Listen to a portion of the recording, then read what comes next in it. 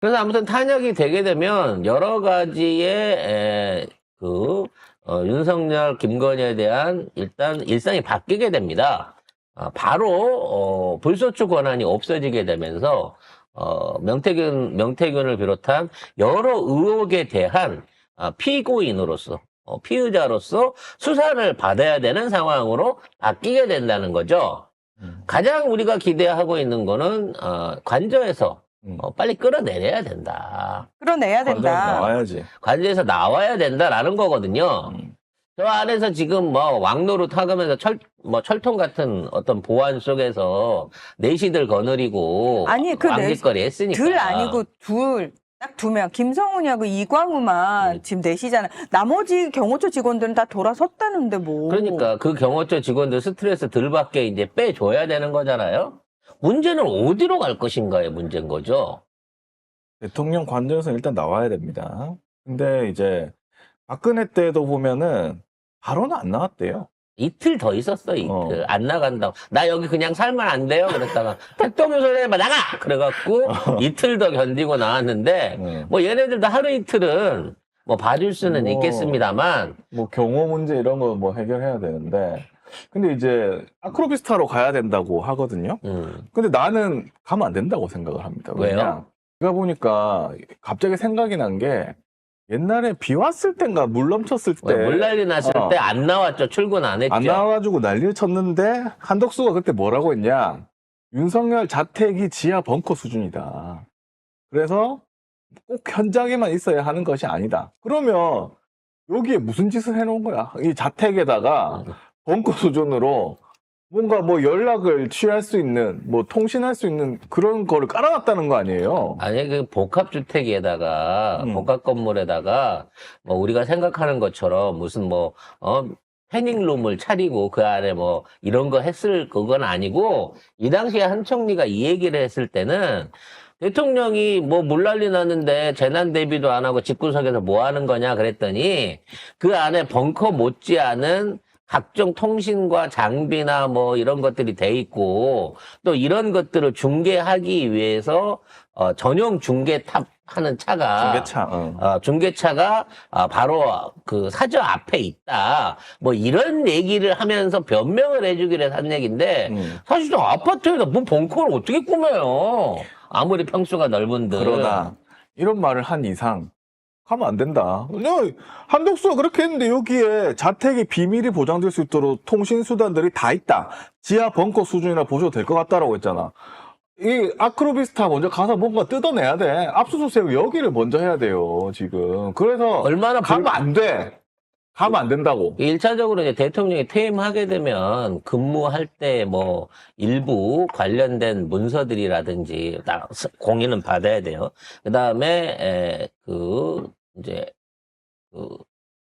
대통령이 문서고라든지 과거에 대통령 기록물에 접근할 수 있는 전용선 정도는 일반적으로 깔아줍니다만 그건 정상적인 퇴임을 했을 때고 이건 탄핵을 당했기 때문에 어떠한 경우에도 이러한 문서적인 거나 온라인이라든지 기기라든지 이런 것들이 설치되어서는 안 되는 부분이거든요.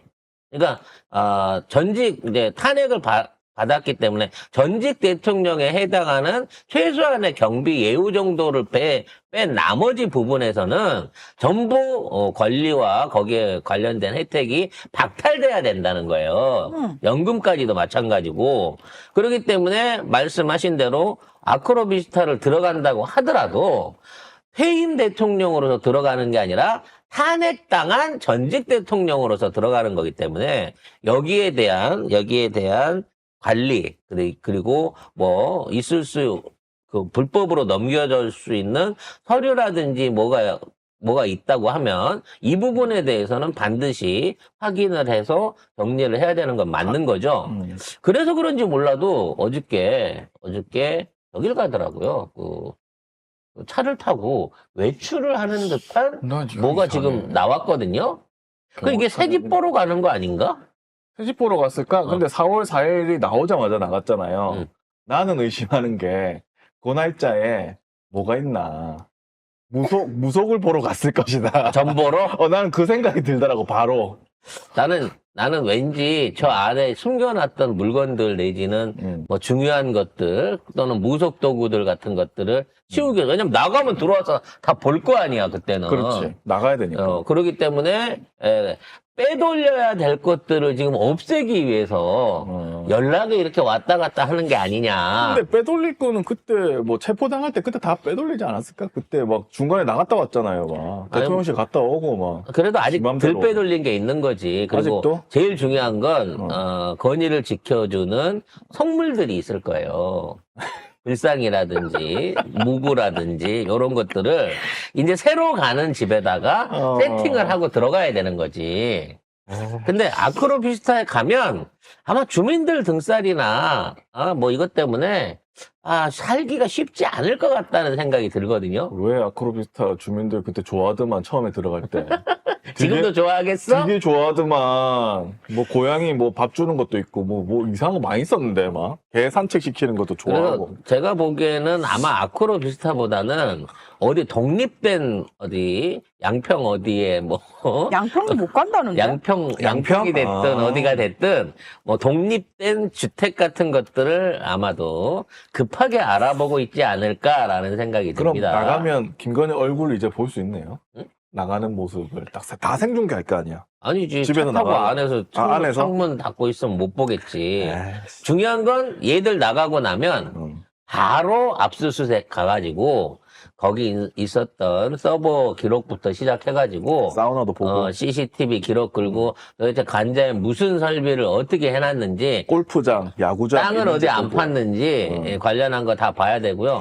근데 우리나라 국민들이 진짜 점잖은 사람들인 게 뭐냐면 다른 나라 같은 경우에 만약에 이런 상황 벌어지잖아요. 어떻게 되죠? 국민들이 그냥 쳐들어가요. 관저로 가가지고 다 뒤집어 엎어요. 때려 네. 죽이거나 뭐 그럴 그리고 사실 공권력도 일부러 내어줘요. 음, 네, 보라고. 불 근데 지르고 막 네, 우리나라 국민들은 그거 안 하잖아요. 진짜 점잖은 사람들입니다. 중국 같은 데서는 아예 이제 군인들이 이 TV 생중계 팀하고 같이 들어가 그렇죠. 보여주죠. 집을 털거든요. 보여주죠. 우리도 그런 거 한번 해봐야 되는데. 저도 그랬으면 좋겠습니다. 네. 사실. 아무튼 가서 보면 별의별 게 다 있을 걸로 생각합니다. 여기에 이제 우리도 준비를 잘해야 돼요. 왜냐면 철저하게 관저를 심도 깊게 수색을 해야 됩니다.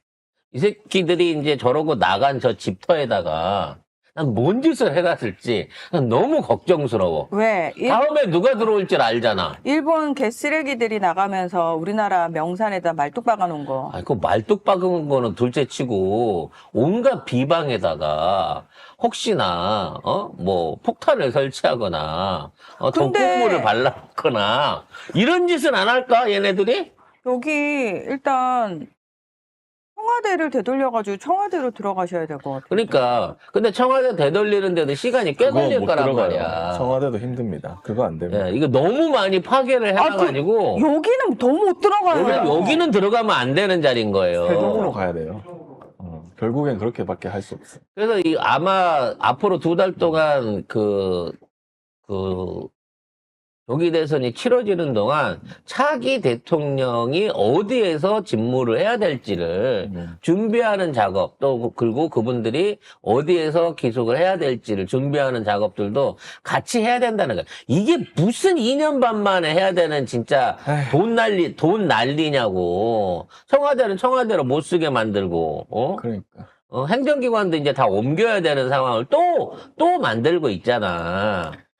아무튼 그러거나 말거나 한덕수는 대통령 노래에 열중하고 신났어요. 있으니까. 네. 그래서 아우 최상목이도 신났네. 있죠? 네, 한덕수, 아우 생긴 거 봐라. 최상목, 정의선, 이재용, 최태원, 우광모인가? 그런 것 같아. 그건 것 같아. 네. 네.